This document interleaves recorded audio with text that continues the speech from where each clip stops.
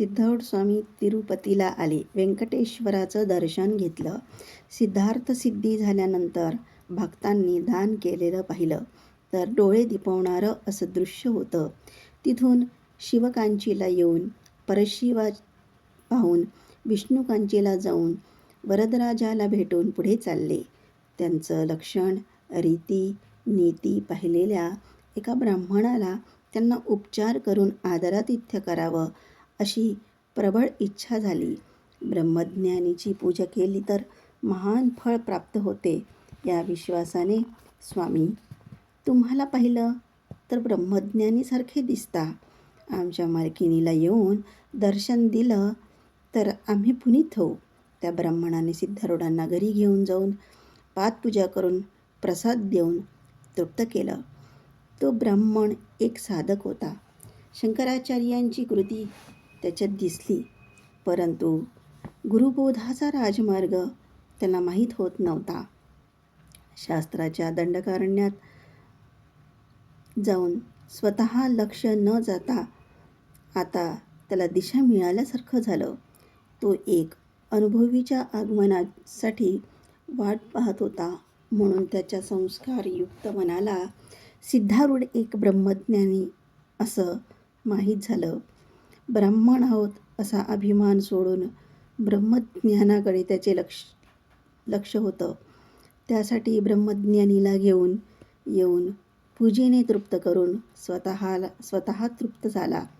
कुठेतरी वाचलेलं पटकन त्याच्या स्मृतीत आलं. पूज्य हो, ब्रह्मज्ञानीच्या पूजा दर्शनाने तत्काळ फळ मिळते असं सांगितलं आहे.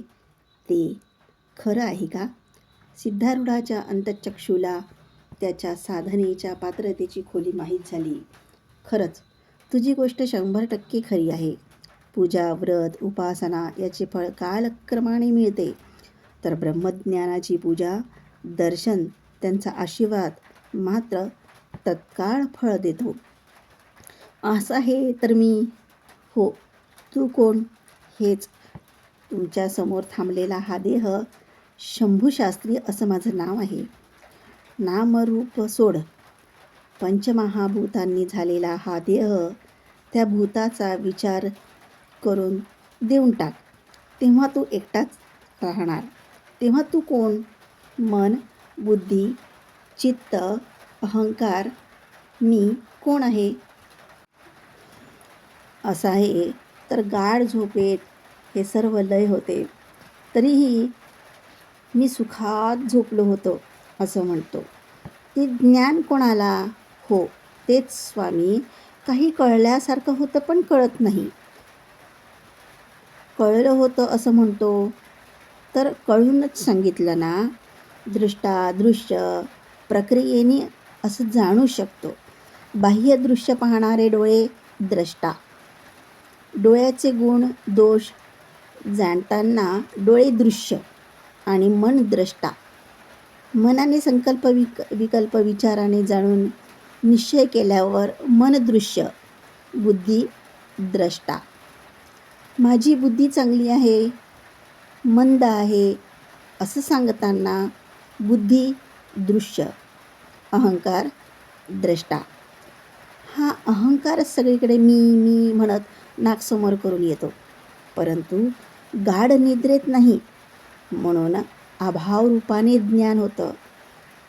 नाही असं ज्ञान हे मूळ साक्षी चेतनच मी, तोच आत्मा. अज्ञानाचं सूत्र सिद्धारूढांच्या ज्ञानबोधाच्या अस्त्राने कापून गेलं. अज्ञानाचं आवरण निघून गेलं. नित्यसत्य गोचर झालं. त्या श्रेष्ठ स्थितीत राहून शंभूशास्त्री हळूहळू बहिर्मुख होऊन जागे झाले. पटकन उठून सिद्धांच्या चरणावर दंडवत प्रणाम केला. आरूढांच्या अंतःकरणात त्याच्याविषयी दया येऊन मस्तकावर हात ठेवून, माहीत झालेलं शेवटपर्यंत राहू दे. संसारावर लक्ष असू दे. सच्चिदानंद परिपूर्ण परमात्म्यावर मन ठेव असं दृढतेने सांगितलं.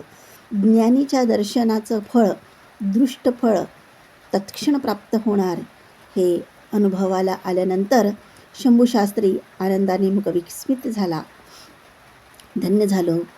स्वामी धन्य झालो असं म्हणून नाचू लागला. 1-2 दिवस राहा असं आग्रहाने सांगितले. सिद्ध विनयाने नको म्हणून निघाले. दूरपर्यंत येऊन शंभूशास्त्री सिद्ध आता जा असं म्हटल्यावर तिथेच थांबून निरोप दिला. पुष्कळ वेळ तिथेच थांबला. डोळ्यांना पुसट पुसट दिसेपर्यंत तिथेच थांबला. दुरून चालणारी ती परमज्योत पाहतच होता. खरंच त्या परमज्योतीने ही ज्योत लावली होती असं डोळे पुसून म्हटल्यावर हृदयात एक शांत प्रकाश वाटला. दिव्यांबरधारी होऊन आकाशात उडणारे पक्षी होऊन सिद्धारूढ चिदंबराला आले. तिथले रहस्य स्थान पाहून चिदंबर रहस्य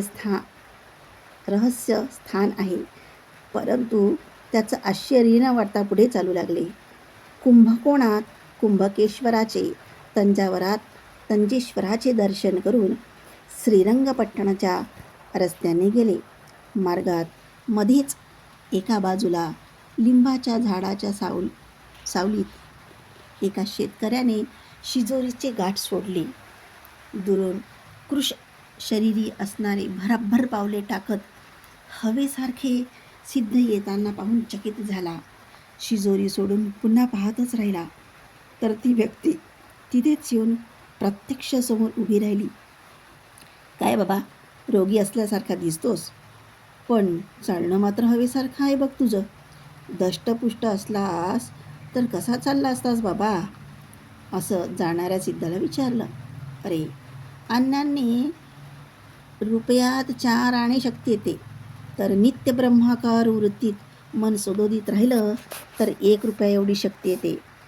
पोट भरून जेवलं तर जोराने चालणे तर बाजूलाच राहिलं, 1-2 पावलंही पुढे उचलून टाकता येत नाहीत. बिचारा तो शेतकरी त्याची शिजोरी थोडी बाजूला सरकवून खूप खाल्ल्याने शक्ती असं समजून 8-8 भाकरी त्याला सिद्धाच्या बोलण्याने मुखावर चापट मारल्यासारखं झालं. त्याची गोष्ट खरी वाटली. ठीक, आजपासून जेवण कमी. बिचाऱ्या उपाशी राहणाऱ्या या साधूला अर्ध दिलं तर पुण्य मिळेल.